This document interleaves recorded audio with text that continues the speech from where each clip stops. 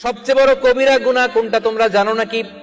সাহাবারা বললেন, আপনি সবচাইতে ভালো জানেন ইয়া রাসূলুল্লাহ, আপনি বলেন। বিশ্বনবী বললেন, সবচাইতে বড় কবিরা গুনাহ আল্লাহর সাথে শিরক করা। হেলান দিয়ে। 2 নম্বরে উকুকুল ওয়ালিদাইন, মাতা পিতার অবাধ্য হওয়া।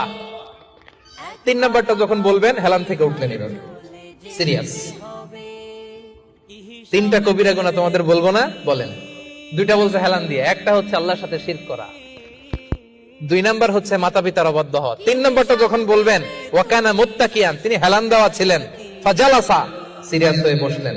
এরপরে বললেন, আলা ওয়া কওলু যুর, আলা ওয়া শাহাদাতু যুর, সাবধান, মিথ্যা বলো না, মিথ্যা সাক্ষী দিও না, মিথ্যা সাক্ষী দিও না, মিথ্যা সাক্ষী দিও না। বিষ্ণুবি বলতেই লাগলেন, বলতেই লাগলেন। কতবার যে বলছেন তার কোনো হিসাব নাই। কোন সুবহানাল্লাহ।